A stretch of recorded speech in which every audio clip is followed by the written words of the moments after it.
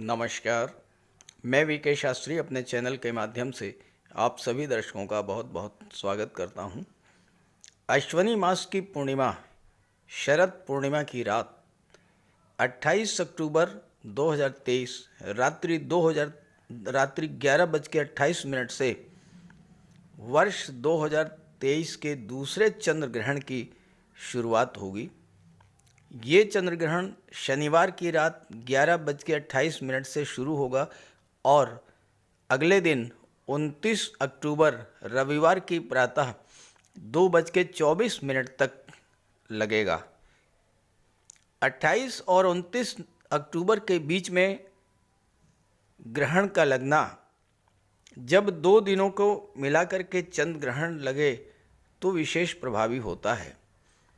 और दूसरी बात, एक ही माह में दो ग्रहण का लगना, चंद्र ग्रहण और सूर्य ग्रहण, और दोनों ही अक्टूबर माह में 15 दिनों के अंदर दो ग्रहण का लगना, ये कुछ विशेष संकेत दे रहा है। ये चंद्र ग्रहण अश्वनी नक्षत्र में लग रहा है और ग्रहण का पीक टाइम 29 अक्टूबर प्रातः 1:05 से 1:44 तक रहेगा और 2:24 पर ग्रहण समाप्त हो जाएगा। ये ग्रहण मेष राशि में लग रहा है। मेष राशि में गुरु, चंद्रमा और राहु का गोचर होगा और ठीक सामने सूर्य, मंगल, बुध और केतु, ये 4 ग्रह गोचर करेंगे। शनि और शुक्र आमने सामने होंगे और गुरु, चंद्रमा और राहु पर शनि की दृष्टि भी पड़ेगी। अद्भुत विलक्षण ग्रह संयोजन देखने को मिलेगा चंद्र ग्रहण के समय। कहाँ कहाँ पर ये ग्रहण दिखाई पड़ेगा, इस पर बात करें तो अटलांटिक महासागर, हिंद महासागर, प्रशांत महासागर का दक्षिण पश्चिमी क्षेत्र, इन सभी जगह पर ये ग्रहण दिखाई पड़ेगा। भारत, एशिया, चीन, पाकिस्तान, नेपाल, भूटान, बांग्लादेश, ऑस्ट्रेलिया, दक्षिण अमेरिका विशेष रूप से प्रभावित होंगे। इस ग्रहण के बाद के अगले 3 सप्ताह विशेष महत्वपूर्ण रहेंगे और इन 3 सप्ताह में अगर कोई घटनाक्रम शुरू होता है वो लंबे समय तक चलेगा और समय के साथ बढ़ेगा। शास्त्रों में कहा गया है कि आश्विन मास में चंद्र ग्रहण का पड़ना प्राकृतिक प्रकोप दर्शाता है। चक्रवाती तूफान, भूकंप, अतिवृष्टि जैसी घटनाएं बढ़ेंगी। ग्रहण चूंकि भारत में दिखाई पड़ेगा इसलिए सूतक काल मान्य होगा और सूतक काल 9 घंटे पहले शुरू हो जाएगा। तो बात करेंगे उन 8 भाग्यशाली राशियों के बारे में जिनको इस ग्रहण के बाद आने वाले 3 सप्ताह में विशेष लाभ होने वाला है और कर्क राशि उनमें से एक है। फिर बात करेंगे सूतक काल और ग्रहण के दौरान रखी जाने वाली सावधानियों के बारे में, गर्भवती महिलाओं के लिए विशेष उपायों के बारे में। ये विश्लेषण आपकी चंद्र राशि के आधार पर किया जा रहा है, यानी चंद्रमा आपकी जन्म कुंडली में जिस राशि में गोचर कर रहे हैं वही आपकी चंद्र राशि होगी और उसी के आधार पर आपको इस वीडियो को समझना है। तो ये है कर्क राशि के जातकों की कुंडली। आपकी कुंडली के 10वें भाव में मेष राशि में ये ग्रहण लग रहा है।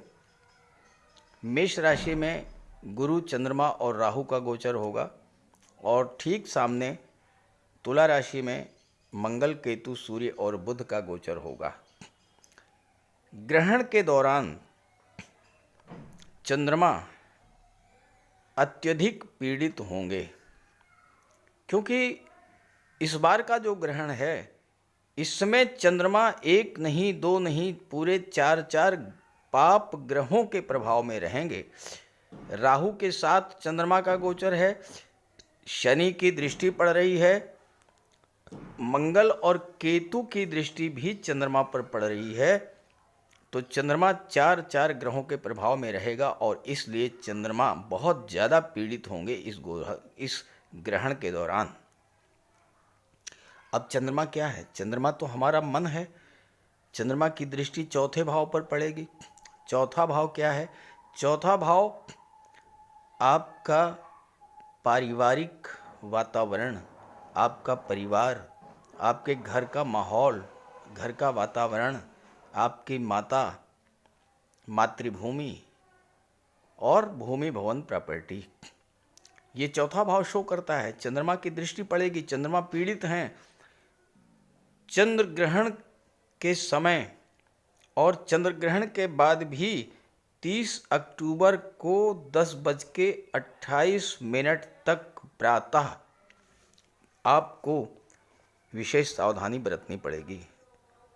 अपनी वाणी पर नियंत्रण रखना पड़ेगा। चंद्रमा आपके लग्न के स्वामी हैं। चंद्रमा जब पीड़ित हैं तो आपको अपने स्वास्थ्य का ध्यान रखना पड़ेगा। घर में कलह का वातावरण न बने, इसके लिए आपको विशेष प्रयास करना पड़ेगा। चौथा भाव भूमि भवन प्रॉपर्टी का होता है। भूल करके भी 30 अक्टूबर तक कोई सौदा भूमि भवन प्रॉपर्टी को लेकर मत कीजिएगा। और कार्यस्थल पर भी बहुत सावधान रहना होगा आपको। कोई बड़ी घटना घटित हो सकती है आपके कार्यस्थल पर, तो वहाँ भी आपको बहुत शांत रहना है और कोशिश यही करना है कि लगातार आपको भगवान भोले शंकर की आराधना करते रहना है। 30 अक्टूबर तक का समय विशेष क्रिटिकल है। ऐसा पहली बार हो रहा है कि 4-4 ग्रह एक भाव में, 3-3 ग्रह एक भाव में और आमने सामने हों, तो ऐसी ग्रह स्थिति तो अत्यंत दुर्लभ होती है। तो 30 अक्टूबर तक तो आपको बहुत सावधान रहना है। 30 अक्टूबर के बाद जैसे ही चंद्रमा राशि परिवर्तन करेंगे और कुंडली के लाभ के भाव में जाएंगे तो स्थितियाँ आपके पक्ष में आना शुरू हो जाएंगी। 30 अक्टूबर से लेकर के और 1 नवंबर तक चंद्रमा आपकी कुंडली के लाभ के भाव में रहेंगे। 1 नवंबर शाम 4:12 तक लाभ के भाव में रहेंगे और यहाँ पर चंद्रमा आपको धन का लाभ करा देंगे। कोई पैसा आपका रुका हुआ था वो आपको मिल जाएगा।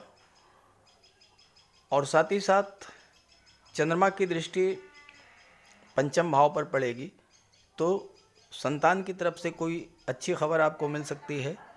छात्रों के लिए भी ये समय अच्छा रहेगा।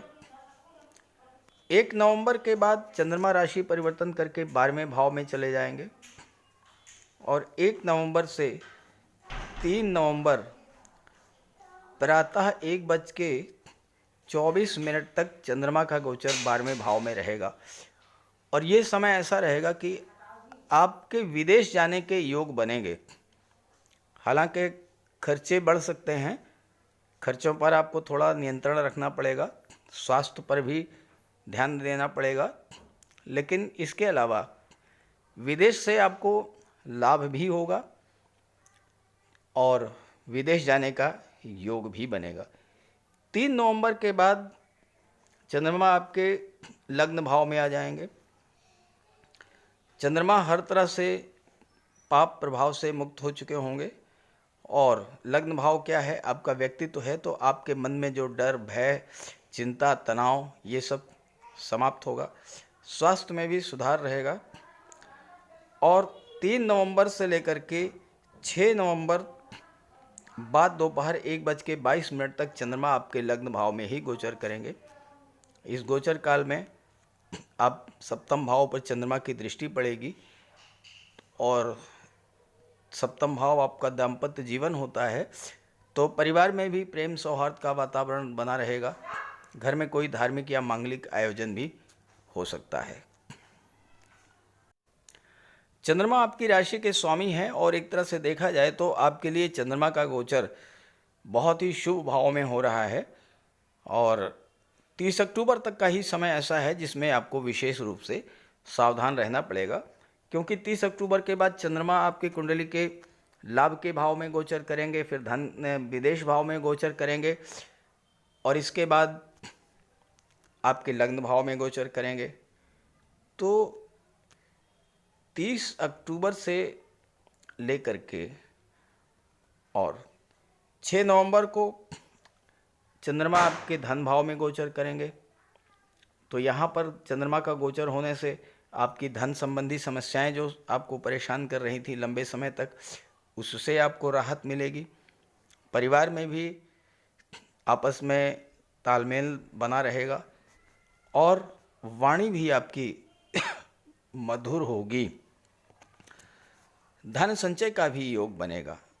और इसके बाद 8 नवंबर से 11 नवंबर तक का जो समय है वो भी आपके लिए बहुत महत्वपूर्ण रहेगा, क्योंकि 8 नवंबर को चंद्रमा कुंडली के तीसरे भाव में गोचर करेंगे और चंद्रमा की दृष्टि नवम भाव पर पड़ेगी। तो भाग्य का भी आपको पूरा पूरा सपोर्ट मिलेगा और भाग्य के सहारे आपके जो काम अभी तक नहीं बन पा रहे थे वो सभी कार्य आपके बनना शुरू हो जाएंगे। 11 नवंबर के बाद चंद्रमा आपकी कुंडली के चौथे भाव में आ जाएंगे तुला राशि में 11 नवंबर से और 13 नवंबर तक। 13 नवंबर शाम रात्रि 9:18 और 11 नवंबर से 13 नवंबर का जो समय रहेगा ये चंद्रमा का गोचर चौथे भाव में रहेगा और यहाँ पर चंद्रमा के साथ मंगल का भी गोचर होगा, सूर्य का भी गोचर होगा। मंगल भूमि भवन प्रॉपर्टी के कारक होते हैं। चंद्रमा आपका मन होता है, तो आपका मन इस समय भूमि भवन प्रॉपर्टी खरीदने की ओर आगे बढ़ेगा। सबसे बड़ी बात यह है कि चंद्रमा राहु या केतु के प्रभाव से पूरी तरह से मुक्त हो चुके होंगे और आपको इस गोचर काल का लाभ मिलेगा। इसके बाद 13 नवंबर को चंद्रमा आपकी कुंडली में पंचम भाव में आ जाएंगे वृश्चिक राशि में। 13 नवंबर से लेकर के और 15 नवंबर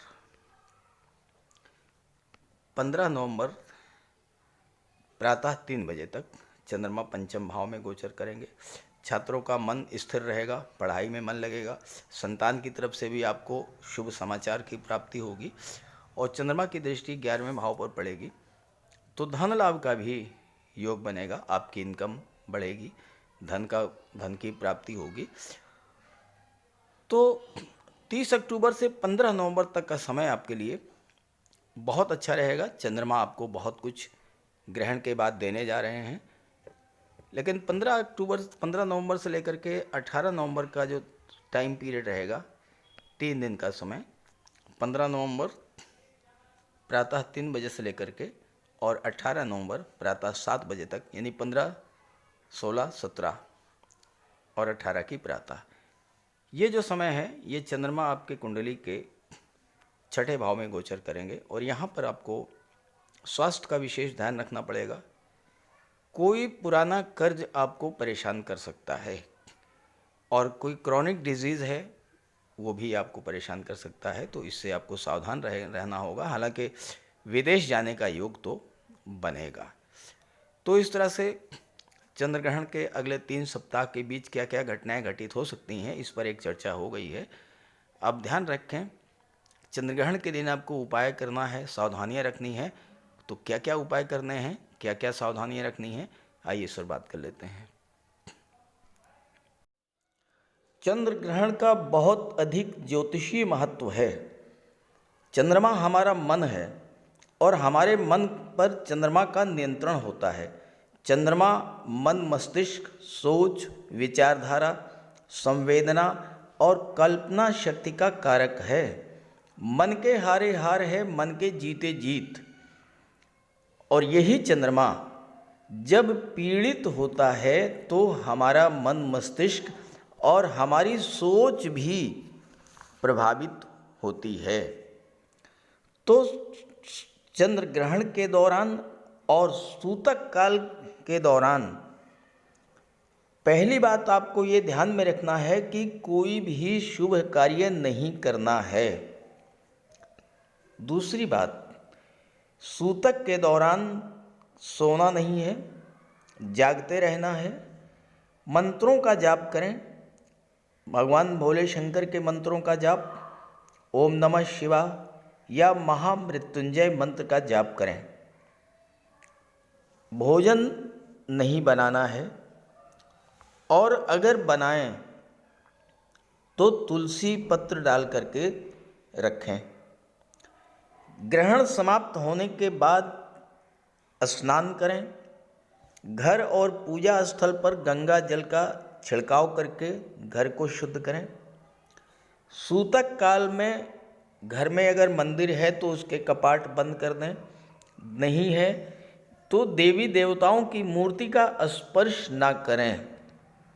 ग्रहण के दौरान नकारात्मक विचारों को मन में आने ना दें, और ग्रहण के दौरान अपने पास तुलसी के पत्ते रखें। घर के बाहर नहीं निकलना है। किसी जरूरी काम के लिए अगर घर के बाहर निकलना ही पड़े तो तुलसी के पत्ते अपनी जेब में रख करके निकलें। ग्रहण के पश्चात स्नान करके भोजन करें। और जहाँ तक गर्भवती माताओं की बात है, तो गर्भवती माताओं को शिशु के लिए भोजन तो करना होगा, तो तुलसी का पत्ता भोजन में पहले से ही डाल करके रखें, तब उस भोजन को ग्रहण कर सकती हैं। ध्यान रखें कि सूतक काल लगने से पहले ही तुलसी का पत्ता आपको तोड़ करके रख लेना है, और भगवान शिव के मंत्रों का जाप करते रहना है। इससे गर्भस्थ शिशु पर कोई दुष्प्रभाव नहीं पड़ेगा। कोई भी तेज धार या नुकीली वस्तुएं अपने पास ना तो रखें और ना ही कोई प्रयोग करें। जैसे कैंची है, चाकू है, सुई है, आलपीन है, इन चीज़ों के प्रयोग से बचें। और बाल या नाखून नहीं काटना है। घर के बाहर ना निकलें। ग्रहण के दौरान ग्रहण को देखने से बचें। कोशिश ये करें कि ग्रहण के दौरान भोजन ना पकाएं और ना ही भोजन ग्रहण करें, लेकिन अगर करना ही पड़े तो तुलसी पत्र का प्रयोग करके करें। और विशेष अवस्था में अगर घर के बाहर जाना पड़े तो तुलसी का पत्ता साथ में रखें। घर में मंदिर हो तो उसके कपाट को बंद कर दें। ग्रहण के समाप्त होने के बाद स्नान करें और भोजन ग्रहण करें। स्नान करने के बाद ज्योतिष शास्त्र में दान का बहुत महत्व बताया गया है। इस अवसर पर तो आप धन धान्य, चावल, चीनी, सफ़ेद मिठाई, सफ़ेद वस्त्र, इन सब चीज़ों का दान करें। शिव मंदिर में जाकर के सफ़ेद पुष्प अर्पित करें। और संतान की सुरक्षा के लिए दूध, खिलौने, वस्त्र, ये सब आप दान कर सकते हैं। और ये सब दान करने के बाद फिर भोजन ग्रहण करें।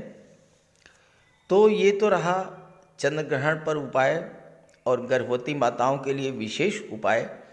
अब बात कर लेते हैं इस चंद्र ग्रहण का किन किन राशियों पर विशेष प्रभाव पड़ेगा।